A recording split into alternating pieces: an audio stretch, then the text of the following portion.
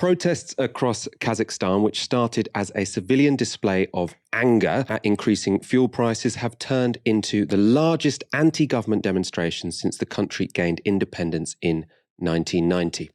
Protesters have been met with a strong show of force by the president, Kassym-Jomart Tokayev, who has given his security forces the order to open fire with lethal force. This video is from the country's historic capital, Almaty, last night, and it captures the sound of widespread gunfire and shelling.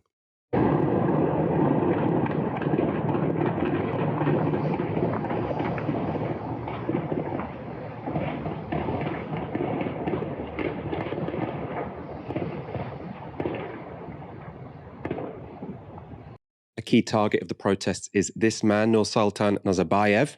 He ran Kazakhstan as a dictatorship for around 30 years. So that was from the independence of the country. He became president in 1990. He resigned in 2019 following civilian protest, but he continued to serve as chairman of the Assembly of the People of Kazakhstan, and he handpicked the current president as his successor. That situation essentially left Nazarbayev as the power behind the throne. It also kept him immune from prosecution for any crimes committed during his regime. That included widespread corruption.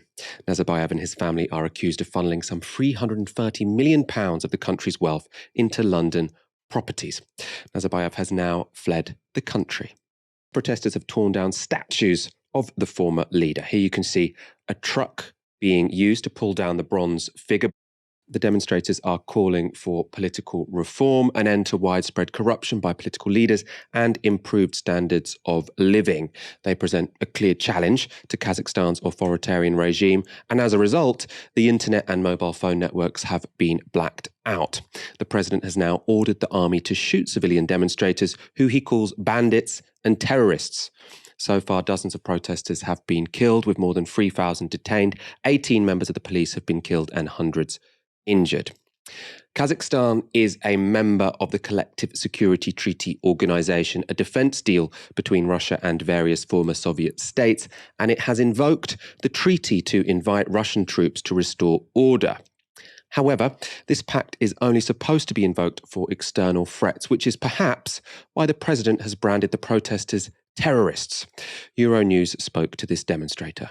Я не побоюсь, я отжила свою гребаную жизнь. Я хочу, чтобы мои дети за границу, самые светлые наши головы убежали за границу. Почему? Потому что нет здесь житья. Но когда он сказал, что он воюет против бандитов, он назвал нас бандитами, против террористов, мы не бандиты, мы не террористы, мы сами участники этого митинга. Всему миру распространите, что в нашем Казахстане процветает коррупция. У нас Казахстан превратился в частное предприятие Назарбаевых. So what is the global context in which these demonstrations and this repression takes place? In Western media, the focus tends to be on Vladimir Putin, who is seen as a bulwark of authoritarianism in the region. That is surely true. However, less often mentioned is the role of the West, and in particular Britain, in propping up autocratic regimes in the region. As has already been mentioned, Kazakhstan's rulers have used the London property market to launder stolen funds, but the British establishment is also more directly implicated in repression by the country's military. The same troops that are now firing on Kazakh civilians were trained by the British Armed Forces as recently as 2020. This is Tory MP Colonel Bob Stewart on the training of Kazakh officers. I went to Sandhurst. And by the way, I'm delighted that there are 3 Kazakh officer cadets have been there, and 2 other officers have attended the Army, British Army Command Staff course. Delighted that that's happening, because that is important. He was delighted that there were Kazakh officers at Sandhurst. Well, earlier I spoke to Phil Miller of Declassified UK about the relationship between Kazakhstan and Britain, and I began by asking him how the British establishment had enabled authoritarianism to flourish in the country. In 2011, there was a massacre of around 14 oil workers who were protesting for higher wages. And that incident became quite notorious because Tony Blair was then paid to advise him how to deal with the international criticism following that massacre.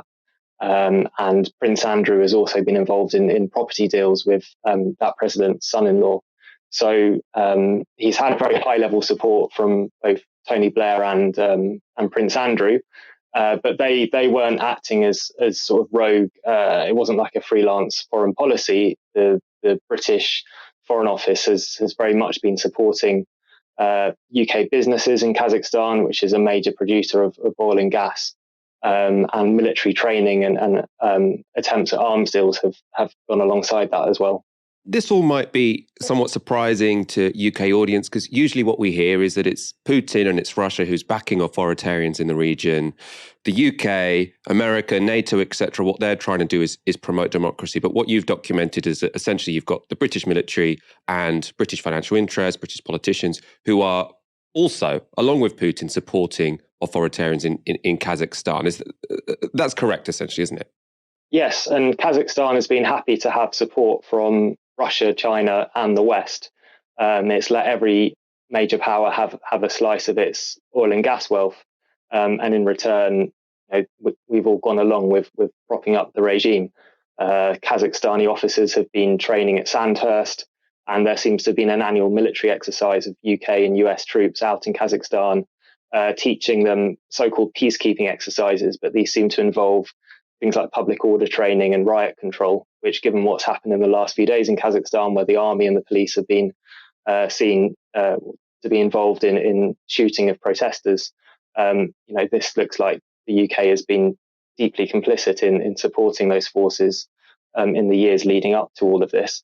And like you say, I mean, this is completely consistent with the reality of UK foreign policy. I mean, we're looking at Kazakhstan right now, but you could tell a very similar story for Uzbekistan, Azerbaijan, just in that region. And then obviously, all the Gulf dictatorships, Egypt, Uganda. We did a study at Declassified and we found that over half of the countries in the world that Freedom House ranked as not free, as authoritarian, were being supported to one degree or the other by the UK. So actually the majority of the world's repressive states are being backed by the UK, contrary to this idea that the UK and NATO are standing up for democracy around the world. I mean, one of the largest armies in NATO is Turkey, which is itself an authoritarian regime. So this is a key myth that Whitehall wants the UK public to believe, but any kind of basic study of UK foreign policy and the kind of countries that are being trained at Sandhurst shows very quickly that democracy is by no means a priority for UK foreign policy. Helpful for the UK and anyone supporting the Kazakhstan regime up to this point would be that people don't know very much about it at all. Obviously, now it's in the headlines. We know that there is a government that is shooting protesters. We also know that the Russian military is now in the country on the invite of the president. Do you think this could change British policy at this point in time? And I suppose also, do our interests in Kazakhstan and also the interests that Kazakh politicians have in London, especially in the property market, give the British government actually some leverage here? Is there leverage that the British government could use to try and pressure the Kazakh regime to stop shooting protesters, for example? Well, there is tens of millions of pounds of property in the UK which is owned by the Kazakhstan's ruling family and its cronies. So conceivably, there have been some attempts at trying to confiscate those assets, but this has been allowed to continue to one degree or another, as it is with a lot of other repressive regimes that own property in London. I don't think that moving forward, the UK government's priority will be promoting democracy in Kazakhstan. It's been quite happy over the last couple of decades to allow this authoritarian regime to be in power there, because it has served the UK's interests and it's given UK companies access to the oil and gas market. So I don't think their main concern at the moment will be promoting democracy in Kazakhstan. It will be making sure that UK companies continue to be able to extract the resources from there.